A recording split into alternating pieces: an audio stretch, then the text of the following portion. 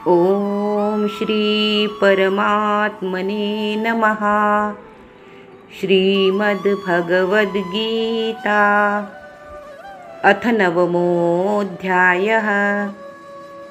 श्रीभगवानुवाच इदं तु ते गुह्यतमं प्रवक्ष्याम्यनसूयवे ज्ञानं विज्ञानसहितं यज्ञात्वा मोक्षसे शुभात्। राजविद्या राजगुह्यं पवित्रमिदमुत्तमं प्रत्यक्षावगमं धर्म्यं सुसुखं कर्तुमव्ययम्। अश्रद्धधानाः पुरुषा धर्मस्यास्य परन्तप अप्राप्यमान् निवर्तन्ते मृत्युसंसारवर्त्मनि। मया ततमिदं सर्वं जगदव्यक्तमूर्तिना मत्स्थानि सर्वभूतानि न चाहन्तेष्वस्थितः न च मत्स्थानि भूतानि पश्य मे योगमैश्वरम्। भूतभृन्न च भूतस्थो ममात्मा भूतभावनः। यथाकाशस्थितो नित्यं वायुः सर्वत्र गो महान् तथा सर्वाणि भूतानि मत्स्थानीत्युपधारय। सर्वभूतानि कौन्तेय प्रकृतिं यान्ति मामिकां कल्पक्षये पुनस्तानि कल्पादौ विसृजाम्यहम्। प्रकृतिं स्वामवष्टभ्य विसृजामि पुनः पुनः। भूतग्राममिमं कृत्स्नम् अवशं प्रकृतेर्वशात् न च मान्तानि कर्माणि निबध्नन्ति धनञ्जय। उदासीनवदासीनम् असक्तं तेषु कर्मसु मयाध्यक्षेण प्रकृतिस्सूयते सचराचरम्। हेतुनानेन कौन्तेय जगद्विपरिवर्तते अवजानन्ति मां मूढा मानुषीं तनुमाश्रितं। परं भावमजानन्तो मम भूतमहेश्वरं। मोघाशामोघकर्माणो मोघज्ञानाविचेतसः राक्षसीमासुरीं चैव प्रकृतिं मोहिनीं श्रिताः। महात्मानस्तु मां पार्थ दैवीं प्रकृतिमाश्रिताः। भजन्त्यनन्यमनसो ज्ञात्वा भूतादिमव्ययं सततं कीर्तयन्तो मां यतन्तश्च दृढव्रताः। नमस्यन्तश्च मां भक्त्या नित्ययुक्ता उपासते। ज्ञानयज्ञेन चाप्यन्ये यजन्तो मामुपासते। एकत्वेन पृथक्त्वेन बहुधा विश्वतो मुखम्। अहं क्रतुरहं यज्ञस्वधाहमहमौषधम्। मन्त्रोऽहमहमेवाज्यमहमग्निरहं हुतं। पिताहमस्य जगतो माता धाता पितामहः। वेद्यं पवित्रमोङ्कार ऋक्सामयजुरेव च। गतिर्भर्ता प्रभुः साक्षी निवासः शरणं सुहृत्। प्रभवः प्रलयस्थानं निधानं बीजमव्ययम्। तपाम्यहमहं वर्षन् निगृह्णाम्युत्सृजामि च। अमृतं चैव मृत्युश्च सदसच्चाहमर्जुन। त्रैविद्या मां सोमपाः पूतपापा यज्ञैरिष्ट्वा स्वर्गतिं प्रार्थयन्ते ते पुण्यमासाद्य सुरेन्द्रलोकम् अश्नन्ति दिव्यान् दिवि देवभोगान् ते तमं भुक्त्वा स्वर्गलोकं विशालं क्षीणे पुण्ये मर्त्यलोकं विशन्ति एवं त्रयी धर्ममनुप्रपन्ना गतागतं कामकामा लभन्ते अनन्याश्चिन्तयन्तो मां ये जनाः पर्युपासते तेषां नित्याभियुक्तानां योगक्षेमं वहाम्यहम् येऽप्यन्यदेवता भक्ता यजन्ते श्रद्धयान्विताः तेऽपि मामेव कौन्तेय यजन्त्य विधिपूर्वकम् अहं हि सर्वयज्ञानां भोक्ता च प्रभुरेव च न तु मामभिजानन्ति तत्त्वेनातश्च वन्ति ते यान्ति देवव्रता देवान् पितॄन्यान्ति पितृव्रताः भूतानि यान्ति भूतेज्या यान्ति मद्याजिनोऽपि मां पत्रं पुष्पं फलं तोयं यो मे भक्त्या प्रयच्छति तदहं भक्त्युपहृतम् अश्नामि प्रयतात्मनः यत्करोषि यदश्नासि यज्जुहोषि ददासि यत्तपस्यसि कौन्तेय तत्कुरुष्व मदर्पणम् शुभाशुभफलैरेवं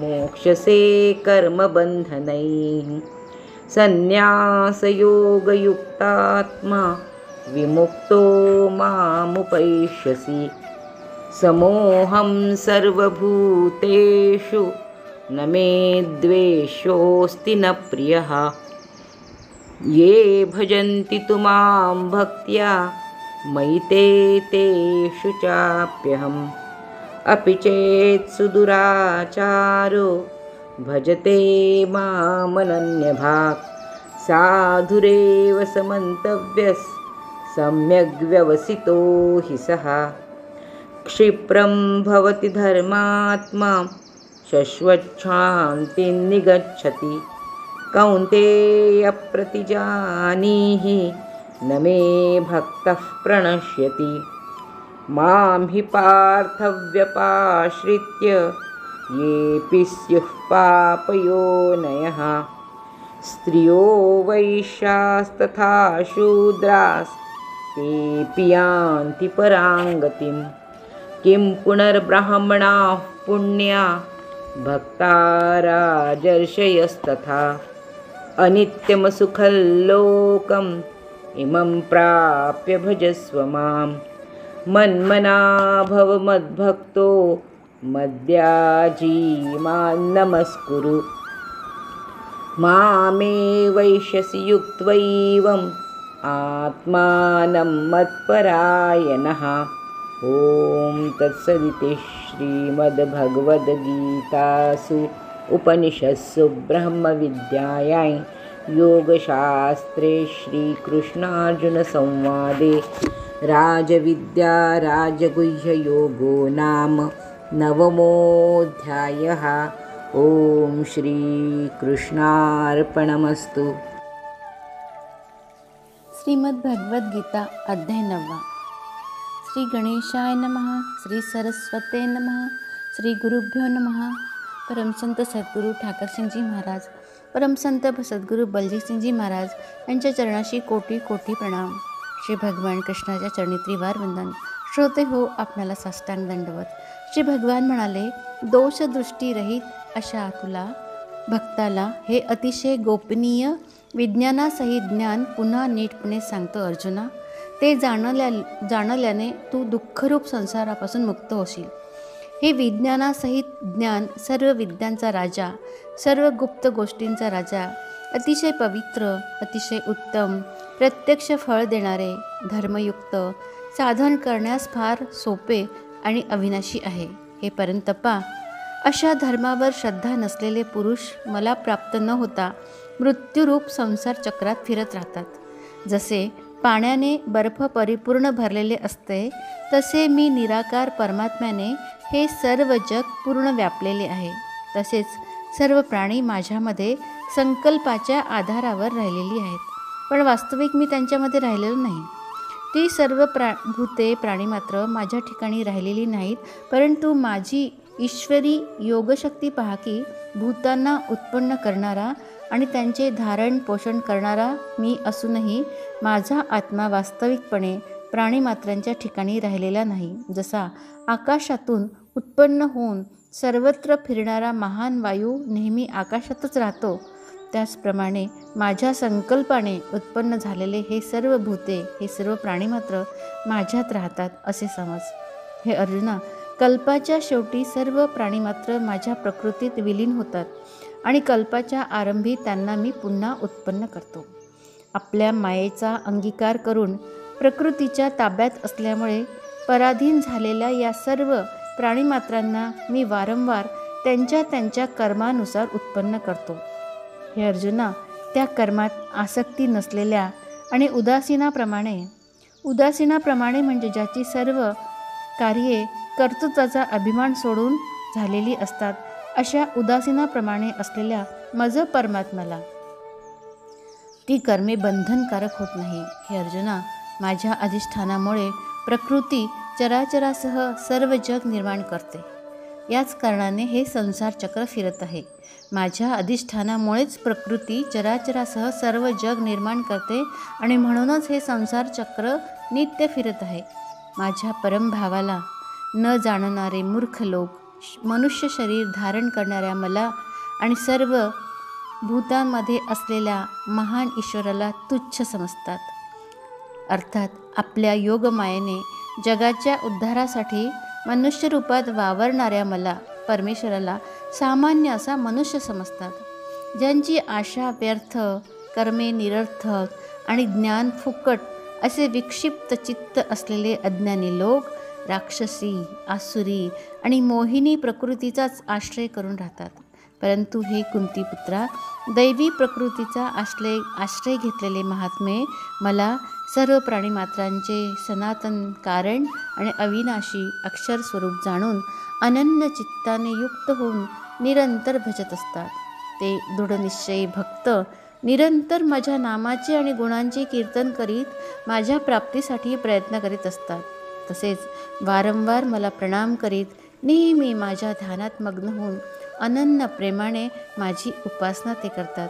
दुसरे काही ज्ञानयोगी मज निर्गुण निराकार ब्रह्माची ज्ञानयज्ञाने अभेद भावाने पूजा करीतही माझी उपासना करतात आणि दुसरे काही अनेक रूपांनी असलेल्या मज विराट स्वरूप परमेश्वराची नाना प्रकारांनी उपासना करतात.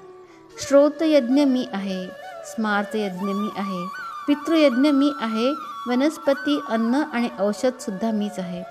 मंत्र मी आहे, तूप मी आहे, अग्नी मी आहे आणि हवनाची क्रियाही मीच आहे. या जगाला धारण करणारा आणि कर्मफल देणारा आई, वडील, आजोबा, जाणण्याजोगा पवित्र ओंकार, तसेच ऋग्वेद, सामवेद आणि यजुर्वेदही मीच आहे.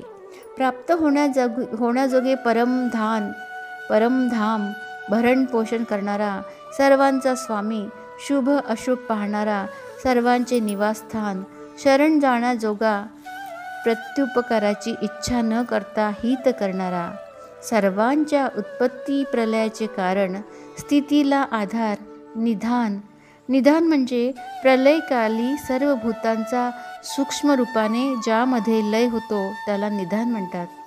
निधान आणि अविनाशी कारणही मीच आहे. मीच सूर्याच्या रूपाने उष्णता देतो, मीच आकर्षून घेतो पाणी आणि त्याचा वर्षाव करतो. हे अर्जुना, मीच अमृत आणि मीच मृत्यूसुद्धा आहे आणि सत आणि असतही सारे मीच आहे. तिन्ही वेदात सांगितलेली सकाम कर्मे करणारे, सोमरस पिणारे, पापमुक्त लोक माझी यज्ञांनी पूजा करून स्वर्गप्राप्तीची इच्छा करतात. ते पुरुष आपल्या पुण्याचे फळ असणाऱ्या स्वर्गलोकात जाऊन स्वर्गात देवांचे भोग भोगतात.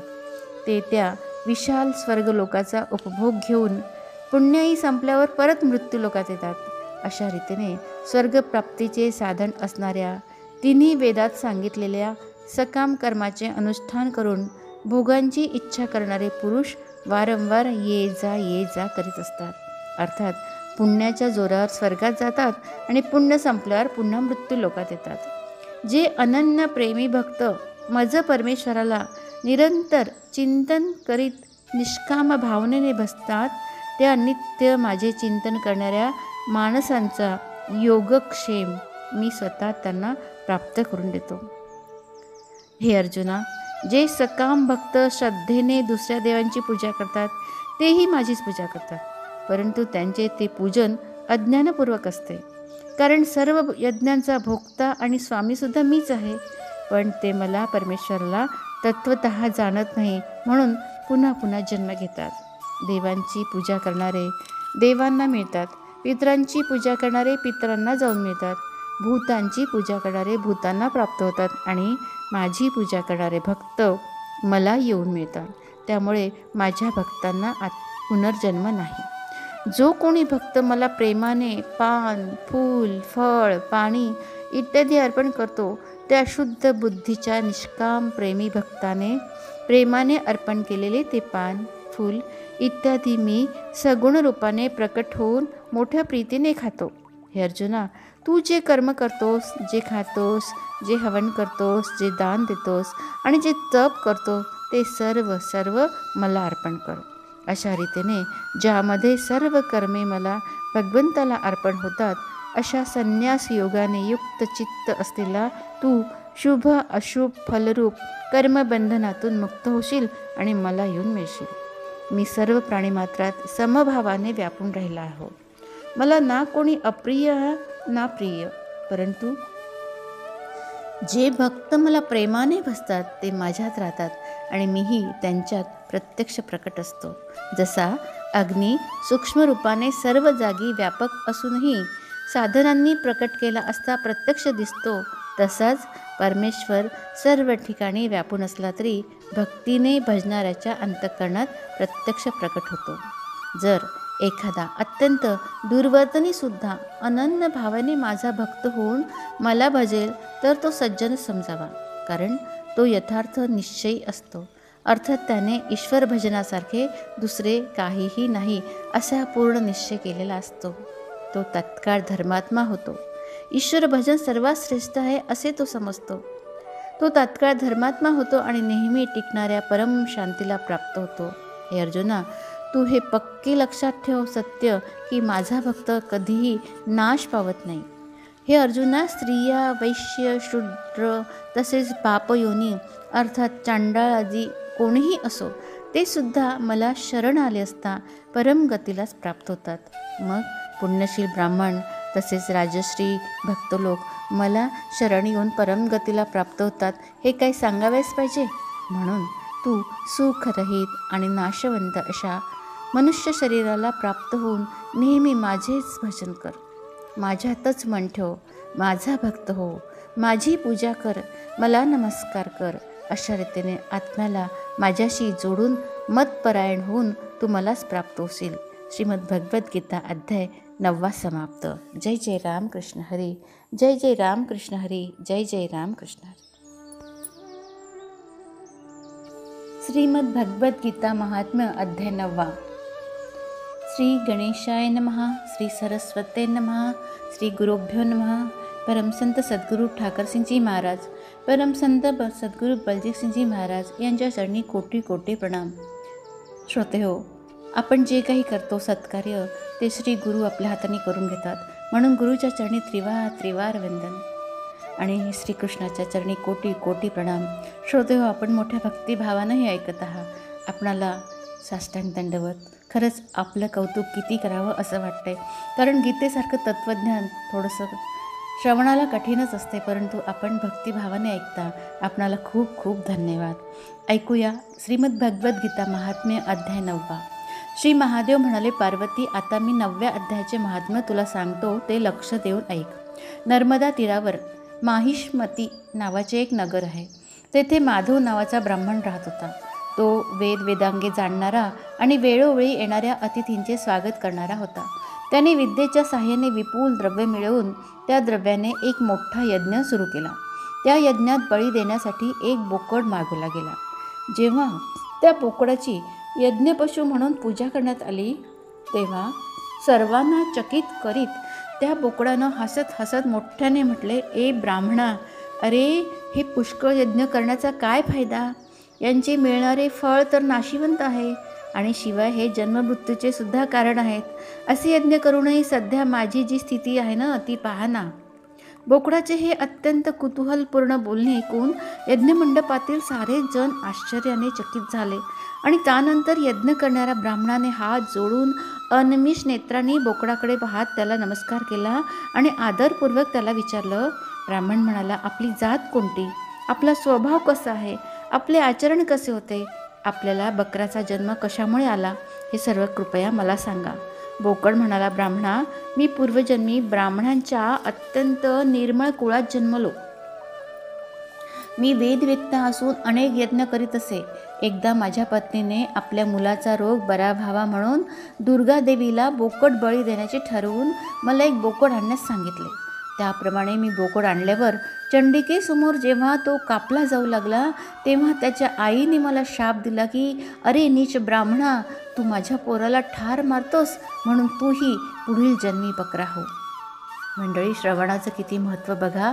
आजही बरेचदा देवीला बकऱ्याचा बळी देण्याची प्रथा आहे, परंतु साक्षात महादेव देवी पार्वतीला सांगतात की बोकडाचा बळी देणाऱ्याला पुढील जन्मी बोकडाचा जन्म घ्यावा लागला. खरंच ज्ञानासारखी दुसरी पवित्र वस्तू नाही. म्हणून सतत रोज थोडा वेळ तरी पुराणकथा, भगवतकथा, सुविचार इत्यादींचं श्रवण पठण करायला हवं. तो बोकडाचा बळी देणारा ब्राह्मण पुढे म्हणाला, हे श्रेष्ठ ब्राह्मणा, पुढे माझा मृत्यू झाल्यावर शापानुसार मी बोकड झालो. जरी मी पशुयोनी जन्माला आलो तरी पण मला माझ्या पूर्वजन्मांचे स्मरण आहे. हे ब्राह्मणा, जर तुला ऐकायची उत्कंठा असेल तर आणखी एक आश्चर्यकारक गोष्ट तुला मी सांगतो. कुरुक्षेत्र नावाचे नगर मोक्ष देणारे म्हणून प्रसिद्ध आहे. तेथे चंद्रशर्मा नावाचा एक सूर्यवंशी राजा राज्य करीत होता.